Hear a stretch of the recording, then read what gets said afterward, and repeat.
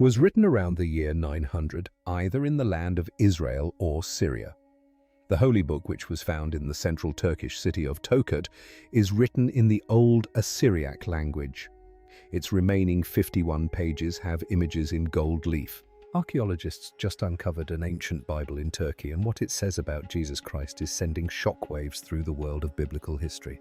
The fragile manuscript was discovered hidden for centuries, sealed away when no one expected it to survive. At first, researchers believed it was just another old religious text. But the moment scholars began translating the ancient writing, the room reportedly went silent. Because the words on those pages describe Jesus in a way that most people have never heard before. Some passages seem to challenge the traditional story told for nearly 2,000 years. Others hint that early believers may have recorded teachings that later disappeared from the versions of the Bible most people read today. And that's exactly why this discovery is causing intense debate among historians, theologians, and archaeologists around the world. Is this simply a misunderstood ancient manuscript, or could it reveal a version of the story that history tried to forget? The truth is, discoveries like this don't just change history. They force us to question what we thought we already knew. And when researchers looked deeper into the text, the message they found became even more unsettling. But before we reveal what archaeologists say this mysterious manuscript actually contains, make sure to hit like and subscribe, because some discoveries in history were never meant to be uncovered. And stay with us until the very end. Because in 2026, artificial intelligence analyzed this ancient text in a way no human ever could. What it uncovered forced researchers to revisit a moment that happened more than 2 decades earlier, the year 2000, when this strange Bible was first seized. That year, authorities in Turkey received a tip about a dangerous smuggling operation. Black market dealers were attempting to sell something extraordinary, an ancient manuscript believed to be worth millions on the underground antiquities market. When officials confiscated it, they immediately realized this was no ordinary artifact. The book was bound in worn, ancient leather. Its pages were written in Syriac, one of the oldest surviving forms of written language used in early Christianity. After careful carbon dating and expert analysis, scholars estimated the manuscript to be more than 1,500 years old. Soon it became known as the mysterious Gospel of Barnabas. Today, the manuscript is reportedly kept under tight protection inside the Ethnography Museum of Ankara. Only a small number of scholars have ever been allowed to study it closely, and many of them describe the same unsettling feeling, because what is written inside the text does not match the story most people know about Jesus Christ. According to this manuscript, Jesus is described not as the Son of God, but as a prophet, a powerful spiritual teacher, but not divine in the way traditional Christianity has taught for nearly 2,000 years. And then comes the part that truly shocked historians. The text claims that Jesus was never crucified. Instead, it suggests that another man, possibly Judas Iscariot, was crucified in his place while Jesus himself was taken up to heaven alive. This claim is extremely controversial, because these ideas that Jesus was a prophet rather than God, and that he did not die on the cross, closely resemble teachings found in the Quran, the holy text of Islam. But here's the mystery that continues to divide scholars. If this manuscript is truly ancient, how could a Christian text contain ideas so similar to Islamic theology, which appeared centuries later? That single question has sparked intense debate among historians, theologians, and archaeologists around the world. And the deeper researchers looked into the manuscript, the stranger the story became. To understand why this gospel matters, you first have to understand who Barnabas was. Most people today have never heard his name, but in the earliest days of Christianity, Barnabas was one of the most respected figures in the entire movement. He was a close companion of Paul the Apostle, traveling with him as the message of Jesus Christ began spreading far beyond Jerusalem.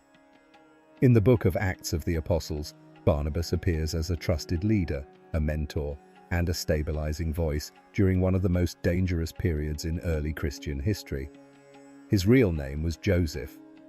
Barnabas was actually a nickname meaning son of encouragement. That nickname tells us a lot about the kind of man he was. Not a radical firebrand, not a controversial agitator, he was someone people trusted, someone who held fragile early Christian communities together during years of persecution and uncertainty. But this is where the story suddenly becomes far more complicated. At some point, Barnabas and Paul had a serious disagreement. The book of Acts briefly mentions the conflict, but moves past it quickly without explaining what truly happened.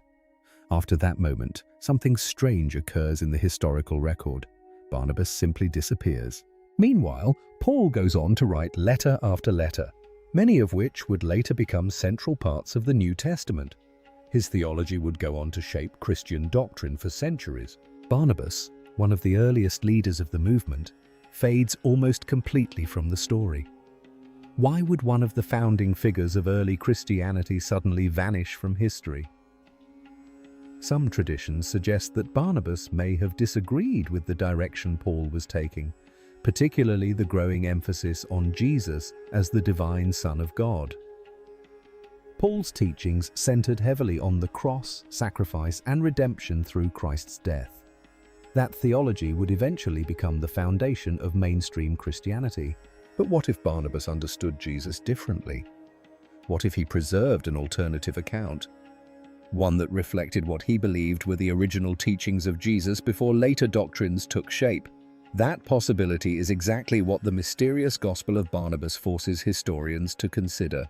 And when you look deeper into history, the idea that competing versions of Christianity once existed isn't surprising at all, because few people realize that the Bible as we know it today did not simply appear in its final form overnight.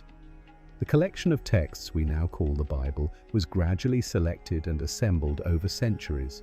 One of the most pivotal moments in that process came in the year 325 AD at the historic First Council of Nicea. By this time, Christianity had transformed from a persecuted underground movement into a powerful religion supported by the Roman Empire under Constantine the Great. Constantine gathered bishops from across the empire to settle major theological disputes dividing the church. The central question was simple yet explosive. Who exactly was Jesus? Was he divine, human, both? And which writings about him should be considered authoritative? The decisions made at Nicea would shape Christian belief for the next 1,700 years. But those decisions were not made in a neutral environment. The Roman Empire desperately needed religious unity. A church divided by competing gospels and conflicting views of Jesus could threaten the stability of the empire itself. As a result, some texts were accepted and many others were rejected. Entire traditions were labeled heretical. Communities that followed alternative teachings were gradually pushed aside, suppressed, or absorbed into the dominant church structure. Modern scholars have studied this process closely. In the book, Misquoting Jesus, historian Bart D. Mann explains how early scribes sometimes altered biblical texts through copying errors, edits, or doctrinal changes over time. In another work, Lost Christianities, Mann describes how many early Christian groups held beliefs about Jesus that were very different from what later became mainstream doctrine. Most of those voices eventually disappeared from the historical record. And if the Gospel of Barnabas were ever proven to be authentic, it would represent exactly the kind of text that powerful institutions might have wanted removed from circulation. Which leads to a much bigger question. If one gospel could disappear for centuries, what else might have been lost? Now, let's look at what the manuscript actually says, because its claims go far beyond the question of whether Jesus Christ died on the cross. One of the most shocking passages appears in the Gospel of Barnabas itself. According to this text, Jesus allegedly foretells the coming of another messenger, Muhammad, and even mentions his name. If true, that would be an extraordinary claim. After all, Muhammad would not appear in history for another 6 centuries. Because of this detail, many scholars argue the manuscript must be a later forgery created during a time of Islamic influence, designed to bridge Christian and Islamic beliefs. But others suggest something more mysterious, that the text may reflect a deeper connection between early spiritual traditions that history later separated. But the prophecy is only one part of the story. The deeper,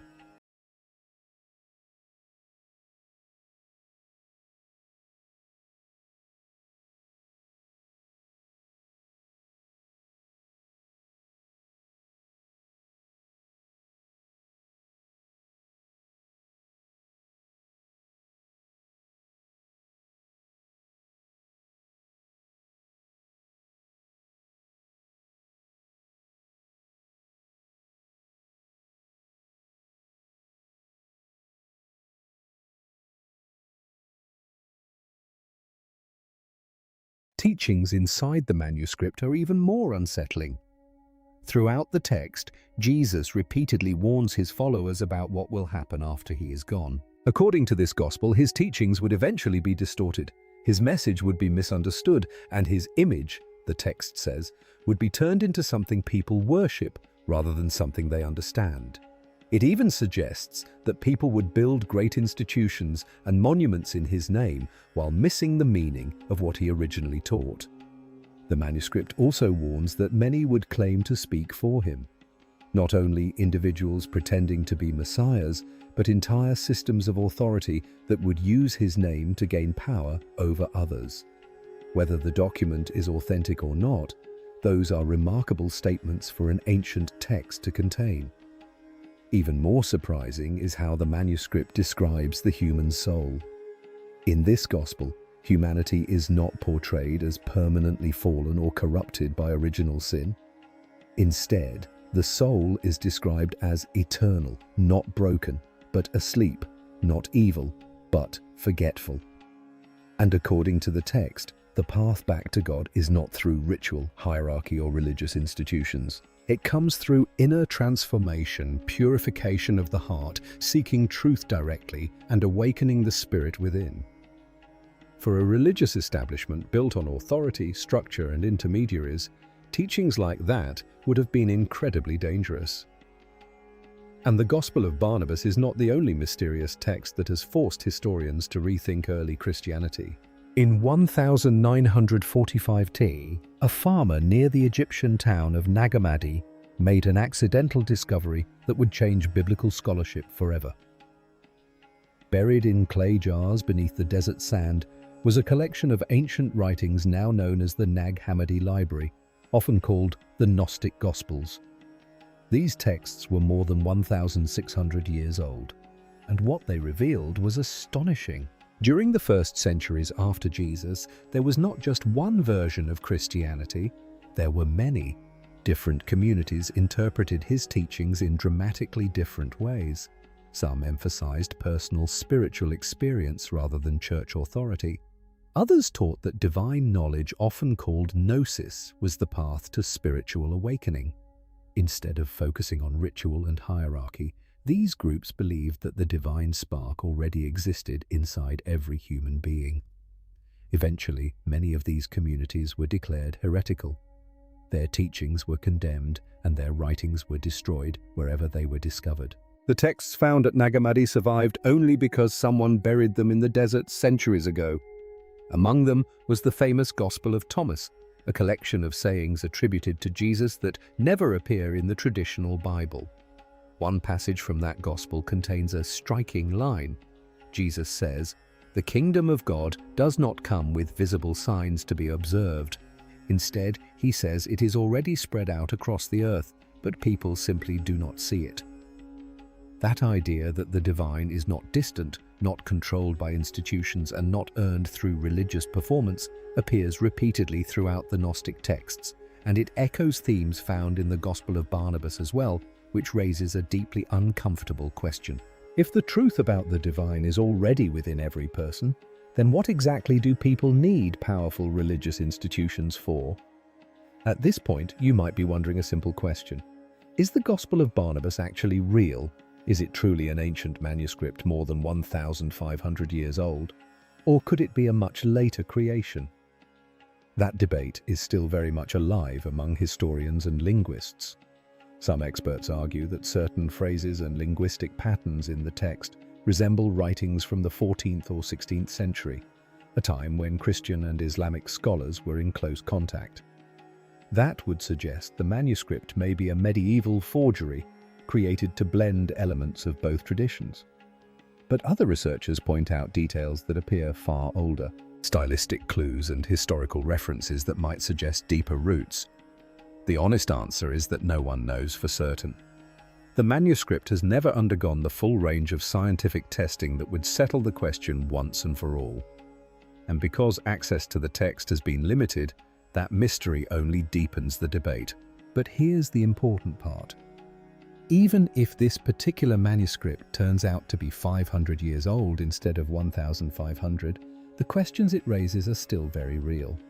Modern historians already know that the formation of the New Testament was a long and complex process. Many early Christian writings were debated, rejected, or excluded when church leaders eventually formed the official biblical canon. Events like the First Council of Nicaea show that theology and politics were often deeply intertwined.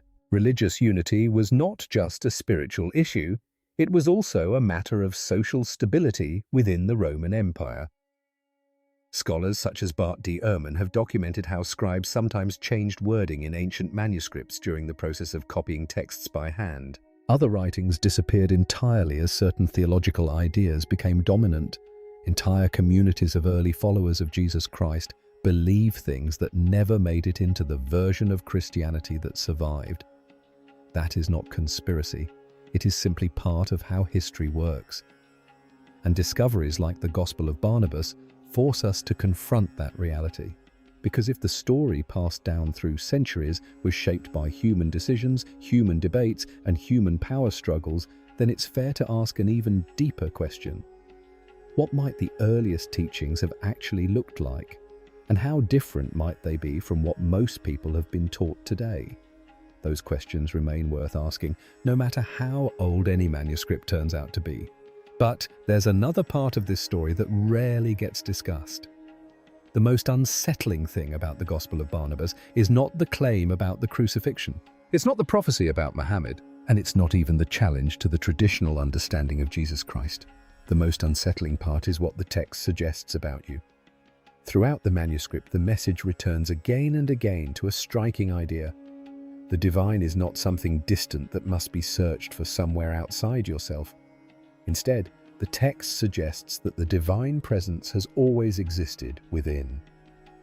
Beneath the constant noise of daily life, beneath fear, doubt, and distraction, there is something deeper and quieter. According to this vision of Jesus' teaching, salvation does not come from simply repeating rituals or belonging to an institution.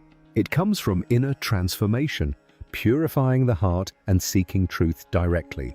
This idea might sound surprising, but it is actually one of the oldest spiritual teachings found across many traditions.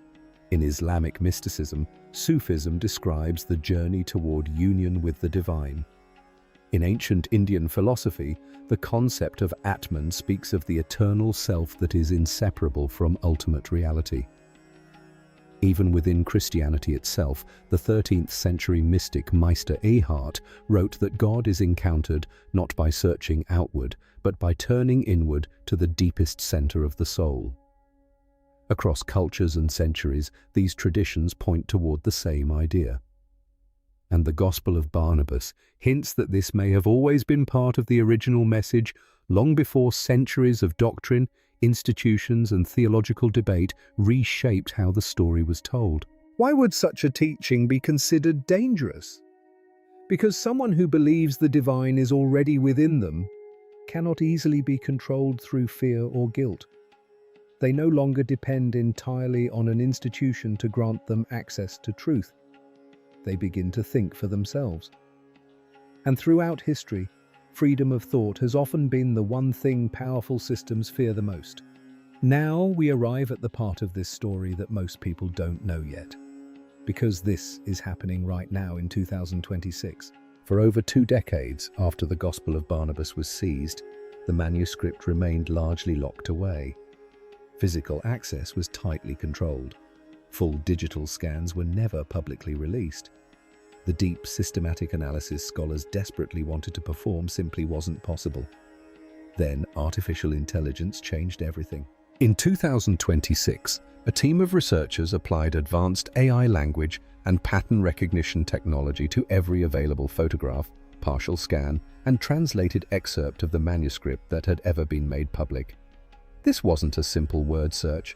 This was deep structural analysis, the kind that can detect hidden linguistic patterns, cross-reference writing styles across thousands of ancient documents, and identify microscopic consistencies in script formation that no human eye could ever catch alone. And what the AI found sent the research team straight back to the beginning, back to the year 2000, back to the exact moment Turkish authorities first seized this Bible from black market smugglers. Because the AI flagged something that had been overlooked for 25 years. Buried within the manuscript in passages previously dismissed as routine scribal filler, the AI detected a structured pattern, not random repetition, not copying errors. A deliberate encoded sequence woven into the text at intervals too precise to be accidental. Researchers described the moment as disorienting because what the pattern appeared to reference were specific locations in modern-day Turkey, Syria, and northern Iraq. Locations that, when cross-referenced with early Christian settlement maps, aligned with communities forcibly disbanded in the 4th and 5th centuries. In other words, the manuscript may not just be a gospel, it may also be a map pointing to where other suppressed texts, other buried voices from early Christianity may still be waiting underground. Now, this analysis is still preliminary. It hasn't been fully peer-reviewed. Some experts are cautious, others are electrified. But here's what's impossible to ignore. For 25 years, this manuscript sat in a museum in Ankara. Scholars argued over its age. Theologians debated its authenticity. And the whole time, hidden inside the very passages everyone ignored, something was waiting. Something that artificial intelligence in the year 2026 was finally able to see. We came all this way across centuries of suppressed history, across the politics of empire, across the ashes of burned gospels. And now, a machine is pointing back at the earth and saying, "Keep looking, there's more." Maybe that's exactly what was always intended. So where does this leave us? An ancient manuscript found in Turkey, written in an extinct language, hidden for centuries, challenging everything most people have been taught about one of the most influential figures in human history. Is it genuine? Scholars are still debating, but the questions it raises are not going away, and they shouldn't. Because the deeper you look at history, the clearer it becomes that what most of us have been handed is not the full story. It is a version of the story, one that was shaped by very human forces in very specific political circumstances for very specific purposes. The real question isn't whether the Gospel of Barnabas is authentic. The real question is this: what would change in your life if you took seriously the idea that the divine isn't somewhere out there waiting to judge you, but is actually the deepest, truest part of who you are? What would change if you believed that you weren't broken, that you weren't separated from God, that the thing you've been searching for in churches, in scriptures, in other people's authority was inside you all along? That's the question this ancient manuscript leaves behind, and it's a question worth sitting with. History is full of truths that were hidden. Some of them stay hidden. But some of them, like a manuscript sealed in leather, preserved against all odds for 1,500 years, eventually find their way back into the light. Maybe that's not an accident. If this video made you think, share it with someone who's asking the same questions. Drop a comment below. I read everyone. And subscribe, because this is just one piece of a much larger story we're going to keep uncovering together. The search isn't over. It's just beginning.